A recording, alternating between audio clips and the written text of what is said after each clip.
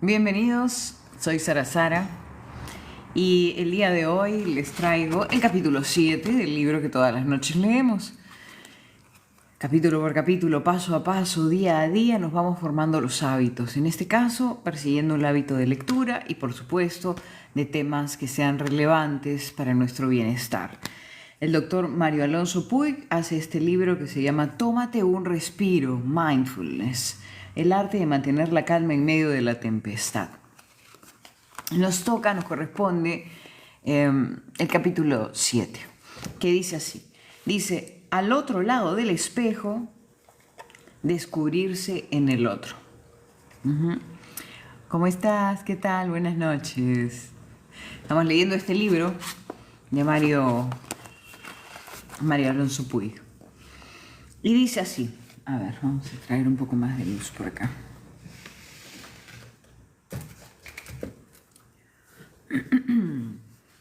Y dice así. Ajá.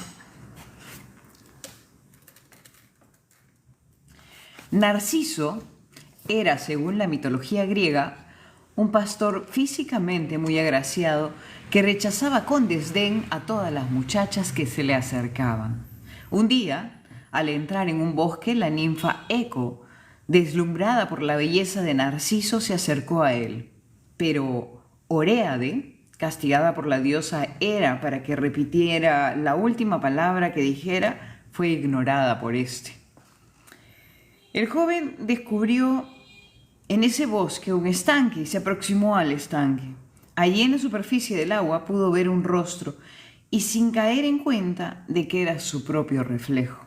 Quedó tan prendado que quiso cogerlo con las manos. Narciso cayó al agua y, no sabiendo nadar, se ahogó en aquel estanque. Imagínate. El relato nos alerta sobre lo fácil que es centrarse en uno mismo y no ver más allá. Y esto es la consecuencia directa de la mente dualista que hace que nos centremos tanto en los demás. Al otro lado del espejo están personas como Eco y que también tenían una visión nueva de nosotros mismos. Todos somos en general más conscientes de lo que recibimos. Ser plenamente conscientes, podemos haber facilitado ese desencuentro por medio de una crítica desafortunada o incluso de una determinada interpretación de algo que se nos había dicho. Recordemos que todos tenemos heridas emocionales y que se pueden activar incluso con el comentario más trivial. Por eso la gente a veces es como que, ¿no? Están pendientes ahí, nos tomamos a pecho mucho las cosas. Dejar de ver al otro como persona y etiquetarle es un estúpido, un creído, una manipuladora, etc. Nos olvidamos que las etiquetas solo tienen aplicación con los objetos y nunca con las personas. Intentar corregir a alguien en un momento de tensión es otra de las pautas.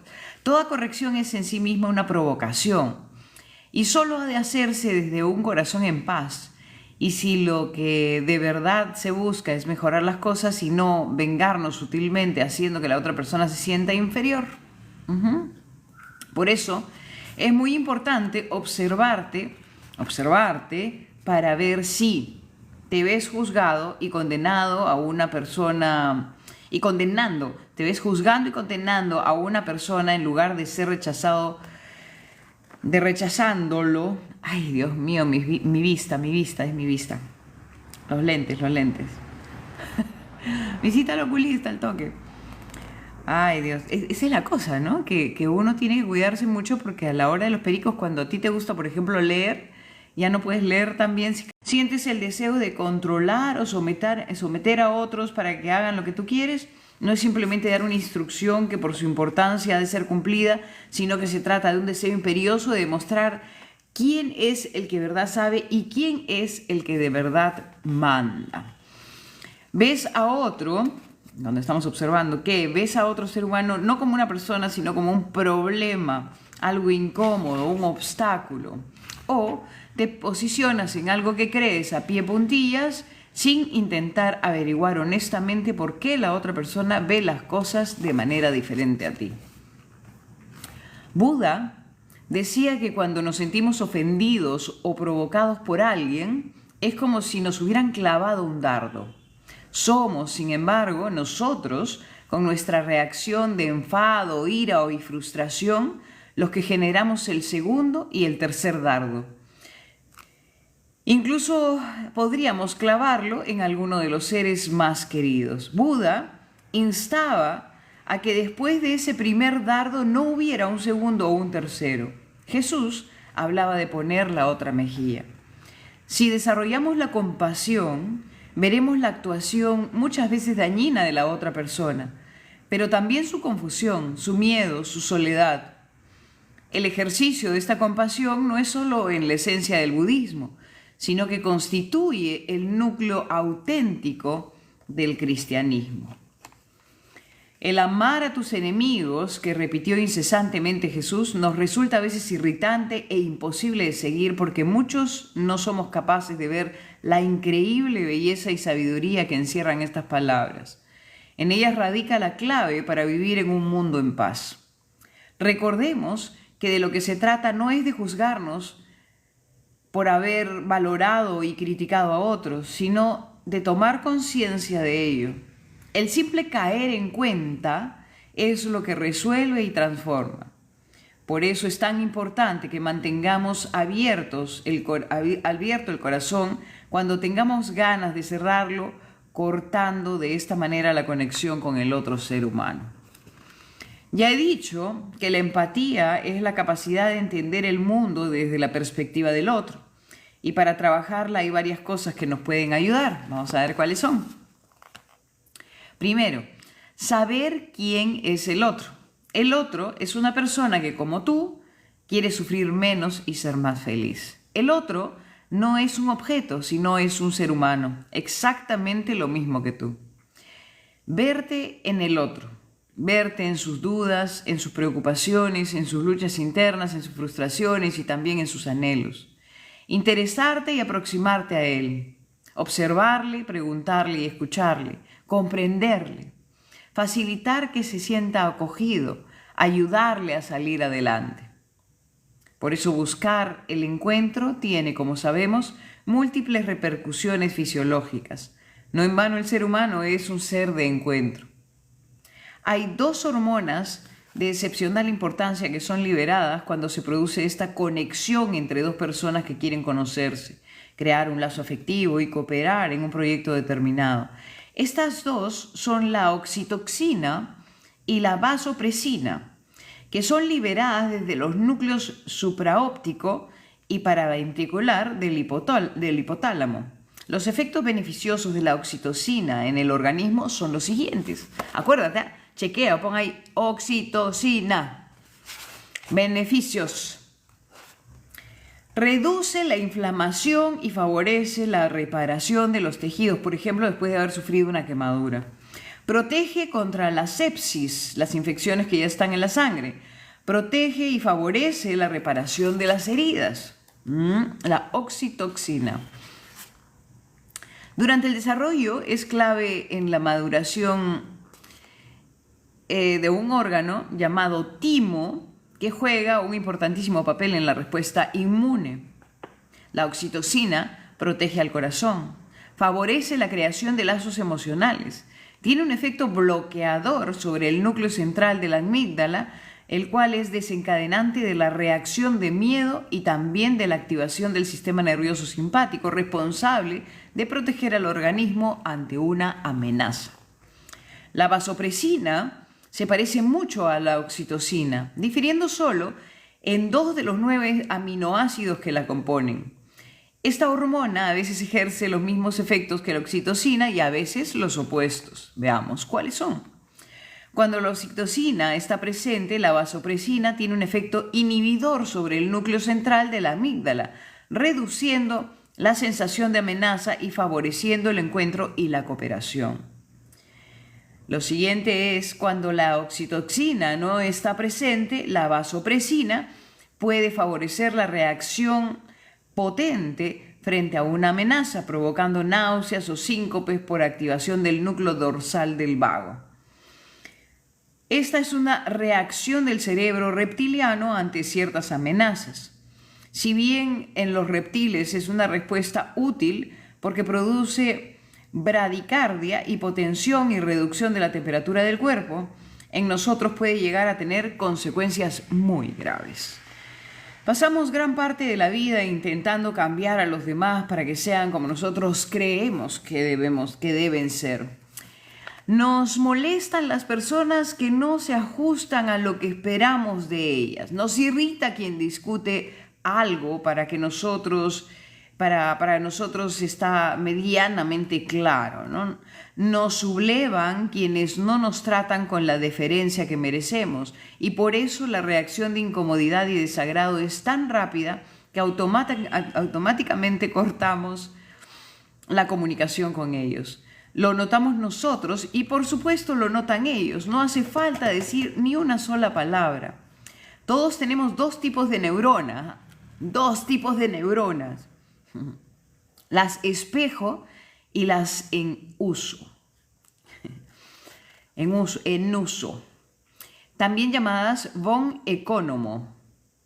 Estas son capaces de captarlo, aunque no hayamos ni siquiera tan solo abierto la boca. La tensión se nota la tirantez del padre con el hijo, y es de este con su padre. Se percibe entre el jefe y su empleado, entre el proveedor y un servicio y el cliente.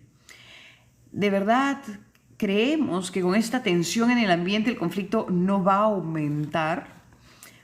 ¿Cómo no se va a intensificar si cada uno de los días nosotros nos consideramos en posición de la verdad y no estamos dispuestos por ningún medio a forzar al otro a que lo entienda? Ninguna de estas dos partes podría haber reaccionado de una manera distinta, porque su mente condicionada le hace que cada una perciba la misma situación de una forma radicalmente opuesta, diferente. Por ejemplo, el padre ve a su hijo como un desobediente, el hijo ve a su padre como un tirano, el jefe ve a su empleado como un incompetente, el empleado ve a su jefe como un incoherente. El proveedor de servicios ve a su cliente como quisquilloso. El cliente ve al proveedor como un manipulador. Por eso, porque uno ve lo que ve con tanta claridad, le resulta incomprensible que el otro no lo vea. Y por eso también, si no lo ve por las buenas, tendría que hacerlo por las malas. No es de extrañar que aparezca de manera tan rápida la violencia mental, la verbal e incluso la física. Da la impresión de que estamos ante un problema sin solución. Sin embargo, creo que sí hay una opción mucho mejor. Si cada uno de nosotros estamos tan condicionados por el pasado con todo lo que hemos vivido en él, que ante determinados estímulos no podemos reaccionar de una manera distinta como lo hacemos, ¿cómo entonces salir de esta ratonera, de esta trampa que es mental? Te lo cuenta con una anécdota, te lo cuenta acá con un cuento, y dice así, te lo cuenta con un cuento. Un día empezó a llover en el campo con gran intensidad. El río que separaba la tierra plana de su montículo empezaba a crecer. Pronto solo los animales que se subieran a aquella loma podrían evitar perecer bajo las aguas. Un conejo se acercó al río dispuesto a cruzarlo antes de que fuera tarde, y en su camino se encontró con un escorpión. «Amigo conejo, por favor, déjame que me suba a tu espalda y que cruce contigo el río. Si me quedo aquí, me ahogaré, pero si me llevas al otro lado y subo al montículo, me salvaré». Le responde: «Eres un escorpión, y si te subo a mi espalda me picarás y yo moriré», le respondió sin dar crédito a lo que oía. «Pero ¿cómo te voy a picar? Entonces nos ahogaríamos los dos. ¿No te das cuenta de que tu preocupación no tiene ningún sentido?», le dijo el escorpión. El conejo reflexionó durante unos instantes y concluyó que efectivamente, y en tales circunstancias, su inquietud no tenía lógica. «Está bien, escorpión», le dijo, «súbete y vamos a cruzar el río juntos». El conejo se lanzó al agua con el escorpión en la espalda. El río estaba ya muy crecido y por eso el conejo movía las patas lo más deprisa que podía. Cuando estaban en el medio, el animal notó un dolor enorme en su espalda y supo de inmediato que el escorpión le había picado. «¿Por qué me has picado?». «Ahora moriremos los dos», le preguntó el conejo antes de morir. Y el escorpión le respondió: «Está en mi naturaleza, no podía hacer otra cosa». Si yo acepto Si yo asumo que la otra persona no puede actuar de otra manera, que como hace, toma la disposición que tendría no exigiendo a un perro que se comportara como un gato o a un león como una oveja. Esta aceptación hace que inmediatamente se renuncie a todo intento de cambiar. No puedes cambiar a nadie porque queda patente lo absurdo que es. Por eso nuestro corazón se mantiene en paz cuando alguien habla de él y también cuando alguien habla desde él. Todo lo que expresa con sus gestos, con sus palabras, con sus acciones, tiene fuerza transformando a la otra persona. En esos momentos cuando ésta puede, ante respuesta tan sorprendente y tan poco esperada, elevar su nivel de conciencia y replantearse la conducta, su conducta, ahí en ese momento decimos qué maravillosamente queda esto reflejado en la obra de Víctor Hugo, Los Miserables. Un mayor nivel de conciencia siempre va acompañado por un mayor nivel de compasión. Estamos analizando el libro, leyendo el libro de Dr. Mario Alonso Puig, Tómate un respiro, Mindfulness, el arte de mantener la calma en medio de la tempestad. Y dice así: en la vida hay veces en las que nos encontramos con la falta de agradecimiento de personas a las que hemos ayudado o con aquellas que se apoderan de nuestras ideas y luego se llevan todas las medallas. También las hay que van provocando sin que las personas a las que se provocan les hayan hecho nada. En cualquiera de estas situaciones lo normal es que suceda estas tres cosas. La primera, una reacción afectiva como ira, resentimiento, frustración, acompañada de una fisiológica, como la respiración agitada, taquicardia, tensión muscular, mareo. 2, un rechazo inmediato hacia ese tipo de personas y que puede expresarse mental o verbalmente, incluso en algunos casos físicamente. 3, un impulso por cambiar a esa o a esas personas con la intención de hacerlas entender por las buenas o por las malas que no pueden ser como son.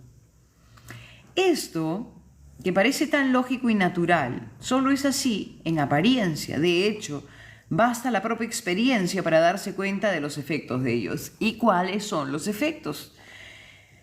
El cuerpo se deteriora, nosotros sufrimos, la violencia puede escalar rápidamente, nos llevamos la ira a la casa y lo pagamos con los seres más queridos, más cercanos. Pensamos que el mundo es un desastre y que así no se puede vivir. La otra persona no solo no cambia, sino que además y sorprendentemente es ella la que se siente atacada por nosotros. Todos llevamos a cuestas un enorme condicionamiento mental y no somos conscientes de ello. Hay gente que ha sufrido mucho a lo largo de su vida y ese dolor lo han convertido en agresividad. No hablo, como es lógico, ni de justificar dicha agresividad, ni de no defenderse frente a ella. Hablo de asumir que con el nivel de conciencia que esa persona tiene, no puede comportarse de otra manera. Esto es una invitación a que no reaccionemos desde el corazón de guerra, sino desde un corazón de paz. Si lo hacemos así, los resultados pueden cambiar de forma muy llamativa. Gracias, Estefanía, por estar, también por existir. Muchas bendiciones para ti siempre. Si hacemos esto, los resultados pueden cambiar de forma llamativa. Y decimos cómo. El cuerpo no se deteriora.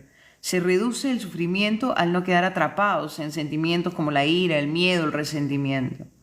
La violencia es más difícil que escale porque respondemos a la otra persona de una forma que le resulta sorprendente e inesperada. Esto puede que rompa con su patrón mental de agresividad. No llevamos a la casa ira y por consiguiente no extendemos la magnitud del conflicto. Lo siguiente, nos damos cuenta de que no haya nada más importante en este mundo que contribuir a elevar el nivel de conciencia con el que vivimos. La otra persona puede tal vez replantearse su actuación. De alguna manera sería como si un incendio le quitáramos el oxígeno que lo mantiene activo. Al cabo de un tiempo el fuego perdería intensidad y acabaría por extinguirse. Entonces, Mario Alonso Puig dice, más adelante veremos cómo un ejemplo de esto en algo que ocurrió a uno de mis maestros. El creador de origen norteamericano de lo que se denomina CNV o comunicación no violenta, Marshall Rosenberg, cuando visitó Oriente Medio, se vio la gran paradoja que, aunque lo que más anhelemos los humanos sea la acogida, el amparo, el cobijo, la cercanía, por ser, entre otras cosas, el encuentro, lo que sana las heridas emocionales más hondas, con nuestra conducta muchas veces fomentamos lo contrario. La mente dualista antes o después de favorecer el desencuentro, mientras que el corazón va a hacer lo opuesto. Cuando la oscuridad se encuentra con la luz, aquella empieza a desvanecerse. La belleza que sucede ni se puede prever ni se puede entender desde la mente dualista porque sencillamente la supera. Lo que emerge de esta voluntad auténtica, la voluntad auténtica del encuentro, es algo nuevo que produce sorpresa, asombro y admiración. Todos los seres humanos, conscientes como somos de la vulnerabilidad, de la fragilidad y de la sensación de estar a la intemperie, generamos barreras entre nosotros y entre los demás, y también barreras entre nosotros y la vida. ¿Cómo nos vemos defectuosos, nos escondemos y por eso nos sentimos tan fácilmente provocados y amenazados? Estamos sensibilizados y vivirlo todo como una potencial amenaza. No es raro que algunos individuos, cuando se centran en un sitio por primera vez o cuando se encuentran con personas a las que previamente no conocían, estén siempre a la defensiva, lo cual se aprecia especialmente en su rostro y también se aprecia en la postura. Por eso, liberándonos poco a poco de esa identificación con nuestro yo rígido, limitado y reactivo, podemos empezar a vislumbrar nuestra verdadera naturaleza, la auténtica esencia, la que somos en realidad, conciencia, capacidad de darnos cuenta y amor. El gran sabio chino Lao Tzu, autor del Tao Te Ching, hablaba de la importancia de no ser rígidos en la vida y decía: los hombres nacen suaves y flexibles, muertos se vuelven duros y rígidos. Las plantas nacen elásticas y flexibles, muertas se convierten en secas y quebradizas. Por eso, aquel que es rígido e inflexible es un discípulo de la muerte. Quien es suave y flexible es un discípulo de la vida. Lo duro y lo rígido será partido, lo suave y flexible permanecerá. No cabe duda de que este revolucionario descubrimiento de que somos más que nuestros propios pequeños yo, también nos permite comprender de dónde surgen muchas de esas reacciones y conductas que tan poco nos gustan. Cuando uno entiende qué profundo y penetrante es nuestro condicionamiento, tampoco se agrede a sí mismo ni se juzga o critica con dureza. Freud pensaba que en el origen de la depresión estaba la agresividad vuelta contra uno mismo. Mira eso, qué interesante. Freud pensaba que el origen de la depresión estaba en la agresividad vuelta contra uno mismo. De la misma manera que el mindfulness nos ayuda a reducir la irritabilidad ante lo que hacen las otras personas que no nos gusta, también contribuye a que vayamos desarrollando empatía y compasión hacia nosotros. No es con sentimientos de culpa o vergüenza como de verdad se cambia, sino cayendo en la cuenta de cosas frente a las que estábamos completamente ciegos. Por el hecho de que practiques mindfulness, no vas a dejar de notar momentos de tensión y sentimientos de ansiedad, miedo o enfado. Tampoco vas a dejar de experimentar reacciones corporales como la tensión muscular, la alteración de patrones de sueños o respiratorios, la contracción de la mandíbula, lo que su práctica, la práctica del mindfulness, te va a permitir es dar un paso atrás y percibir la existencia de todos esos elementos mencionados. Evitar que te quedes atrapados en ellos. Al cabo de cierto tiempo empezará a sucederte varias cosas. ¿Qué nos va a empezar a suceder si es que hacemos mindfulness? Una menor agitación y una mayor serenidad. Eso es lo que aspiramos casi todo. Apreciación en la otra persona de elementos que antes no veías, como por ejemplo cuando ves a una persona que es agresiva o agresora y que encuentras viendo realmente con empatía su soledad, su tristeza, su hundimiento, su sensación de fracaso, etcétera, ¿no? Su sufrimiento. Aparición de una nueva fuerza que es la compasión, que es la que hace lo que de verdad más importa, que es poder mostrar el afecto a otra persona. La otra persona puede empezar a notar un cambio en sus propios sentimientos. La otra persona. Aunque seguís siendo dos personas distintas, algo así está ocurriendo para que ya no os veáis tan distantes, dice así. Es precisamente una práctica en el mindfulness llamada meta la que nos entrena en el desarrollo de la compasión a todos los seres humanos. Esta favorece que algo transformador suceda con aquello que hemos vivido como provocaciones, ofensas, traiciones por parte de las otras personas y que ha dado lugar a lo largo de los años a la formación de esas cadenas y corazas emocionales que nos aprisionan al pasado. Cuando alguien trabaja la meditación y cuando ésta se trabaja de la compasión, está manifestando en su interior la intención de que otros seres humanos sufran menos y sean más felices. De eso se trata, de sufrir menos y de ser más felices. Lo que ocurre es que para lograrlo las mentes dualistas suelen guiarnos por caminos que nos llevan con frecuencia a conseguir justo lo contrario. Muchas personas acaban pensando que esta es la única opción en la vida cuando para nada es así.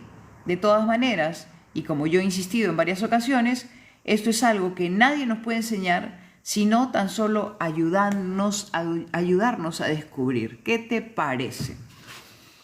Entonces, en la conclusión de este capítulo 7, nosotros vemos cómo podemos ser también espejos de las personas y cómo la empatía nos puede llevar a ser un poco más compasivos, para que la próxima vez las personas con las que tengamos conflicto, ¿no?, podamos analizarlas de tal manera que podamos sentir también su soledad, su tristeza, sus conflictos, los abusos que puede haber tenido de niño o aquellas cosas que le generan esa agresividad, ese comportamiento en contra de los demás, esa mala disposición a la vida. Pero si uno, dentro de la práctica del mindfulness, empieza a quitar esos prejuicios, empezamos a mirar con compasión a las personas, se trata, como decía en este capítulo, de lo que realmente significa poner la otra mejilla, ¿no? Se trata no de dejarnos pegar, sino simplemente de poder contemplar a la persona que te agrede, a la persona que te dice alguna cosa que te fastidia, o a la persona que se fastidia o está a la defensiva porque tú existes o porque eres o porque dices. Entonces podemos llegar al nivel y tenemos que aspirar a llegar al nivel que nos dé menos sufrimiento y más felicidad, que es a través de la compasión, para poder liberarnos de aquellas cosas, de aquellas personas también que tienen ese sufrimiento que los hace actuar de manera negativa alrededor o de frente. Un desafío que realmente tenemos que considerar.